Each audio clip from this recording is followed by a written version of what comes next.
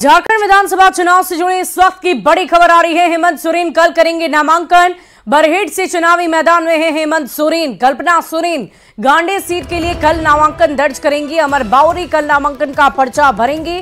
चंदन कियारी से चुनावी मैदान में है अमर बाउरी। सीपी सिंह भी कल ही नामांकन करेंगे। 28 अक्टूबर को बाबूलाल मरांडी नामांकन करेंगे। 25 अक्टूबर को बिरंची नारायण का नामांकन होगा। वहीं नवीन जायसवाल भी कल नामांकन करेंगे। 25 अक्टूबर को चंपाई सोरेन और लोबिन हेम्ब्रम भी नामांकन दर्ज कराएंगे।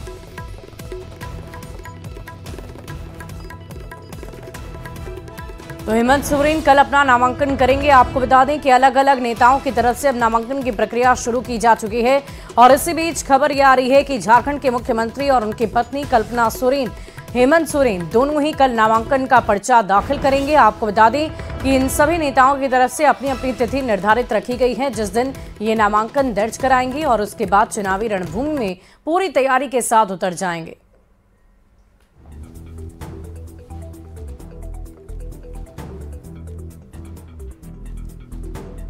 दावा है तो वो दावा है खुशफहमी पालें। मुंगेरी लाल के हसीन सपने देखे से कोई किसी को रोकता है क्या? भाई देखिए, मैं इतना ही जानता हूँ, भारतीय जनता पार्टी विश्व की सबसे बड़ी पार्टी है और हमें फक्र है, हमें बहुत उसको अभिमान गौरव लगता है कि हम लोग भारतीय जनता पार्टी के एक कार्यकर्ता हैं। तो आपको बता दें कि अलग अलग नेताओं की तरफ से नामांकन की तारीख तय रख ली गई है जिस दिन वो अपना नामांकन पर्चा भरेंगे और चुनावी रणभूमि में तैयारी के साथ उतर जाएंगे। और इसी में पहला नाम झारखंड के मुख्यमंत्री हेमंत सोरेन और उनकी पत्नी कल्पना सोरेन भी चुनावी रणभूमि में उतरने के लिए पूरी तरह तैयार हैं। कल की वो तारीख होगी जब ये दोनों ही नामांकन पर्चा भरेंगे। बढ़ेंगे आगे। गैंगस्टर अमन साहू से जुड़ी एक बड़ी खबर आ रही है। अमन साहू की याचिका पर हाईकोर्ट में सुनवाई हुई है। अमन साहू की याचिका पर बिलासपुर हाईकोर्ट में सुनवाई हुई। हाईकोर्ट में चुनाव लड़ने की मांग अस्वीकार कर ली गई है। बिलासपुर हाईकोर्ट में मांग अस्वीकार हुई है। बड़कागांव से चुनाव लड़ने की मांग की गई थी। अमन साहू की मां ने पर्चा भी खरीद लिया था। जस्टिस सचिन सिंह राजपूत की सिंगल बेंच में ये सुनवाई हुई जिसमें उन्हें इनकार कर दिया गया कि वो चुनावी रणभूमि में नहीं उतर सकते हैं। आपको बता दें कि गैंगस्टर अमन साहू की मां ने पर्चा खरीद लिया था और उसी के आधार पर अब वो नामांकन की प्रक्रिया की तरफ भी आगे बढ़ते। लेकिन उससे पहले जब ये सुनवाई हुई हाईकोर्ट में तो उस दौरान उन्हें कोर्ट की तरफ से इनकार कर दिया गया।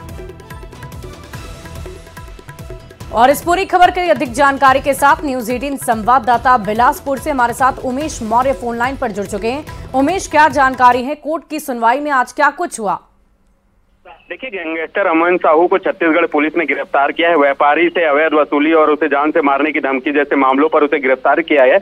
और इस मामले पर जब गिरफ्तारी हुई तो झारखंड विधानसभा का चुनाव चूंकि सर पर है, ऐसे में उसकी मां ने झारखंड जो बड़का गांव है वहां से नामांकन फॉर्म जो है वो खरीद लिया है। चूंकि इस पूरे मामले को देखते हुए जो अमन साहू है उसने एक हाईकोर्ट में याचिका लगाई थी। याचिका में ये कहा था कि वो विधानसभा बड़का गांव से चुनाव लड़ना चाहता है, जिस पर आज पूरे मामले पर सुनवाई करते हुए हाईकोर्ट ने सीधे तौर पर जस्टिस सचिन सिंह राजपूत की जो सिंगल बेंच है उसने इस पूरे याचिका को खारिज कर दिया और साफ तौर पर मना कर दिया है कि वो चुनाव नहीं लड़ सकता है। फिलहाल देखना होगा कि क्या वो इस मामले को लेकर क्या डबल बेंच जाता है, क्योंकि ये सिंगल बेंच ने इस पूरे फैसले को सुनाया है। अब चूंकि गैंगस्टर अमन साहू के खिलाफ कई तरह के आपराधिक मामले दर्ज है, ऐसे में देखना होगा कि क्या आगे जब ये हाईकोर्ट में या दूसरे डबल बेंच में जाता है तो किस तरीके के फैसले आते हैं, ये देखने वाली बात होगी। फिलहाल इसकी याचिका को खारिज कर दिया गया।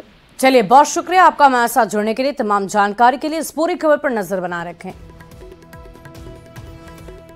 बढ़ेंगे आगे। झारखंड में मौसम चुनाव का है, लेकिन चुनाव से ज्यादा चर्चा राजनीतिक दलों में दिवाली की सफाई की है। चुनाव से कई दलों के नेताओं ने पाला बदल लिया है, जिसको लेकर राजनीतिक दलों में इस तरह की बयानबाजी भी शुरू हो गई है। चुनावी पल, हर दल में पाला बदल। संथाल से कोल्हान तक टिकट की रेस। चुनाव में दिवाली की सफाई कहां से आई? झारखंड में विधानसभा चुनाव को लेकर हर पल दल बदल का खेल चल रहा है। सबको टिकट की टेंशन है। सबसे ज्यादा बीजेपी के बड़े नेताओं ने टिकट नहीं मिलने पर पार्टी का दामन छोड़ा, जिस पर अब कल तक उनके साथ रहे अपने ही निशाना साध रहे हैं। किसी का लक्ष्य स्वहित हो, राष्ट्रहित नहीं हो, राज्यहित नहीं हो, तो फिर उसको तो कौन जाने वाले को रोक सकता है। और ऐसे भी कहते हैं ना, दिवाली का समय है, कुछ सफाई उफाई भी होगी, हमारे यहाँ रंगाई पुताई चल रही थी। लोकसभा चुनाव के बाद पाला बदल के पन्ने को पलटें तो शुरुआत पूर्व सीएम चंपाई सोरेन के जेएमएम छोड़ बीजेपी में जाने से हुई। फिर बीजेपी में टिकट की घोषणा के साथ ही बागी सामने आ गए और पूर्व मंत्री लुइस मरांडी, कुणाल शाडंगी, गणेश महली बीजेपी छोड़ जेएमएम में आ गए, जबकि पूर्व मंत्री सत्यानंद झा बाटुल, मिस्त्री सोरेन, केदार हाजरा ने भी बीजेपी का साथ छोड़ दिया है। लेकिन नाराज नेताओं की सूची यही नहीं थमी है। वो भी कहीं जाएंगे नहीं, रूठे हुए हैं, तो रूठे हुए को बनाना भी आवश्यक है। राजधनवार में रविंदर राय को इन लोगों ने मना लिया, उनके घर पहुंच गए तमाम जो प्रभारी थे। ठीक है, अभी मीडिया में आ रहा है वो मान गए हैं, लेकिन वो मान जाएंगे, उनके चाहने वाले, उनके जो फॉलोअर्स हैं, उनके जो लोग हैं, क्या वो इस बात को कबूल करेंगे? तो जिन कार्यकर्ताओं में आत्मसम्मान बचा है, जिन कार्यकर्ताओं में जमीर जिंदा है, वो भारतीय जनता पार्टी में नहीं रहेंगे। बीजेपी ने टिकट की चाह में पार्टी छोड़ने वालों को दिवाली की सफाई बता दिया, जिस पर जेएमएम ने भी झारखंड में बीजेपी की 3 बड़ी महिला नेताओं की मूल पार्टी की याद दिला दी है। तीनों महिला नेत्री जो हैं, वरिष्ठ नेत्री, वो एक जेएमएम की थी, एक कांग्रेस की थी और एक राजद की थी। तो आप बताइए कि बीजेपी के से अगर कोई हमारे यहाँ आए तो वो गंदगी है, और यहाँ से कोई जाए तो वो क्या है?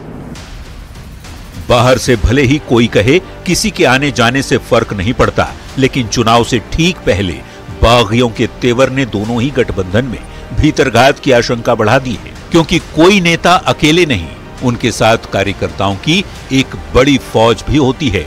नेताओं के दल बदल का असर उन पर भी पड़ता है। Bureau report, news 18।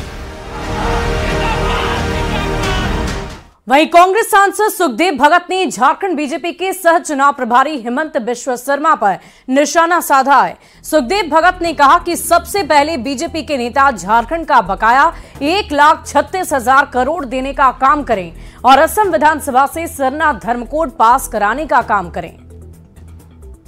कि हेमंत बिश्व शर्मा जी और शिवराज चौहान जी, उनसे मेरा विनम्र निवेदन है कि ये जो झारखंड प्रेम वो दिखला रहे हैं, वो 1,36,000 करोड़ रुपया झारखंड के जो पैसे हैं, माननीय सर्वोच्च न्यायालय में भी इसमें दिए कि वो पैसे पेमेंट करने के, उसमें वो मौन क्यों धारण किए हैं? सबसे पहले तो वो पेमेंट कराएं। दूसरी बात, अचानक आदिवासी प्रेम भी इनका काफी जगह है, तो ये सरना धर्म कोड अपने पहले वहां असम के विधानसभा से पारित कराए, फिर यहाँ आपके मध्य प्रदेश की विधानसभा से पारित कराए। और रामगढ़ के बड़कागांव विधानसभा क्षेत्र से बीजेपी उम्मीदवार रोशन लाल चौधरी ने जनसंपर्क अभियान चलाया।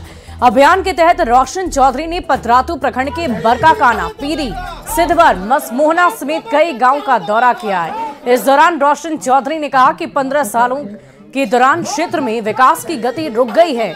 झारखंड सरकार योजना के नाम पर लोगों को बेवकूफ बना रही है।